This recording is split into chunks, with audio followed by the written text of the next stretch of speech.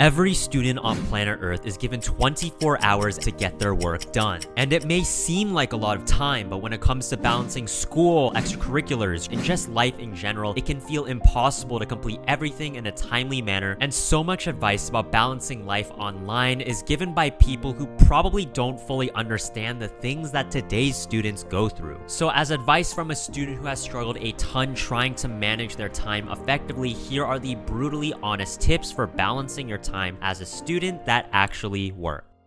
For the first tip, we have schedule your weekly routine before you even have it. Now, I must preface this by saying that if you are a student who is not using a calendar of some kind, then what are you doing? You literally have one on your phone right now, and if you really want to maximize your productivity as a student, you should be using it every single day. What I mean by scheduling your tasks before you even have them is that I literally want you to go into your calendar a week in advance and schedule out your entire week from the get-go. And I know it might seem like a lot of scheduling to do beforehand, but I promise you it will be super beneficial to you throughout your week. Now, to start off our scheduling, we need a solid foundation with which our week will be based upon. So first, we have to prioritize inputting our immovable events and tasks. Now, I call them immovable because these are the tasks that you have to attend and that you cannot change the time of. And if these events happen at the same time every single week, then you can just conveniently set a repeating task or reminder for yourself so you can lighten off the scheduling load for your later weeks. Now, we need to divide up the day into different sections to separate our work using something that I like to call anchor points. Now, anchor points are typically structured around standardized points throughout your day. I use anchor points at both lunch and dinner, so my day is typically split up into work time before lunch, before dinner, and then before bed. Or if you have a fat chunk of school that day, you're probably fine with just setting your anchor points to be before dinner and before bed. These anchor points are used to reset our minds and give us a chance to relax in between each of our activities. And you can use this time to do something fun or productive, like playing video games or,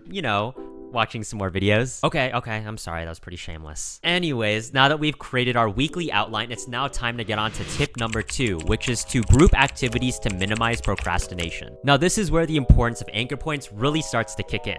Because when we have an activity that's kind of just randomly smushed in between these two anchor points, these gaps will typically just mean that we're not doing anything during those periods because we don't technically have anything to do during that time. Additionally, we may stretch our anchor points even longer than we probably should because we have that extra time to kind of just procrastinate right after that anchor point. To stop both of these things from happening, you want to group your activities right around these anchor points. This makes it so that you have to be completing your work on time or else you'd be late to a meal, but you also have to finish your meal on time because you have work to do right afterwards. As a quick add-on to grouping your activities, try to stack your activities and responsibilities as well. Now, I don't know about you guys, but I'd rather have one day where I'm being super efficient with my time and my work and then get the other days to completely relax instead of having random bits of work just scattered across my week. So if you have the chance, try to consolidate all of your movable activities onto very specific days, or cluster them around your immovable tasks to get the most out of your day as well. This way you can maximize your efficiency and make sure you're getting all of your responsibilities done. Now, for tip number 3, it's really important that you're scheduling your fixed tasks before your variable tasks to make sure that you're getting all of your work done on time. Now, many of you out there have probably heard of something called Parkinson's Law. In simple terms, if you set up a whole bunch of time for yourself to do a task,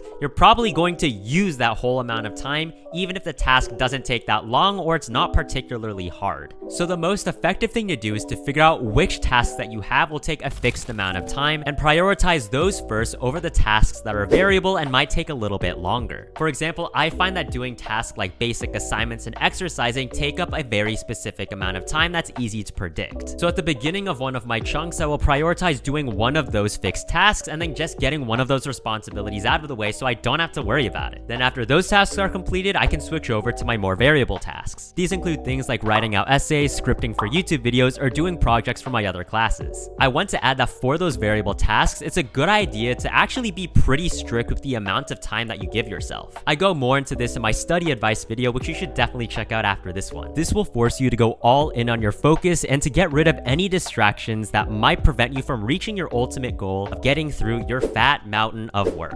And the best part is that even if these variable tasks do take a little longer than expected, you can have the peace of mind knowing that you've already finished your fixed tasks and gotten those responsibilities out of the way. Now, before we get into the next tip, if you're enjoying the video, subscribing would be be highly appreciated. Now, tip number 4 is something that has helped me so much. Yeah, it's literally something so simple, which is to just work away from the places that you relax in. Now, for the longest time, I would constantly do my homework in my room and then wonder why I constantly felt the urge to just laze around and procrastinate, even though I knew that I should be focusing on my work. And I realized it's because my room is the place that I sleep and relax in. So if you can, finding a space that is solely dedicated to getting your work done is extremely important, and there are a lot of places that you can try out. You can set up a certain part of your house that is designed solely for getting your homework done. Working outside is also really helpful since you kind of feel obligated to get work done when you're out in public, and people can see if you start scrolling on TikTok for 2 hours. And honestly, it's just kind of nice to get out of the house when you can, and you might even make some friends while you're at it. Now, the 5th tip I want to get into is actually one of the most important because it accounts for what you should do if an event randomly pops up for you. And that is to make note of any activities or events that randomly come up and to schedule them as soon as possible. Now, I find that I can get really overwhelmed when a lot of new tasks come my way that I couldn't predict, and trying to juggle all of these responsibilities in your head is just not fun at all. So the second a new task comes up for you, just quickly jot it down in the notes app on your phone so you can remember it for later. And if you can, what I like to do is just straight up add that event to my calendar as soon as I hear about it. This way you can have the peace in your mind that you've already added that thing to your schedule and you won't forget about it. And once you get into this habit, you'll find that you're not stressing out nearly as much about the new work that you have to do since you've already accounted for it, so you can just spend the time working on things that actually matter to you.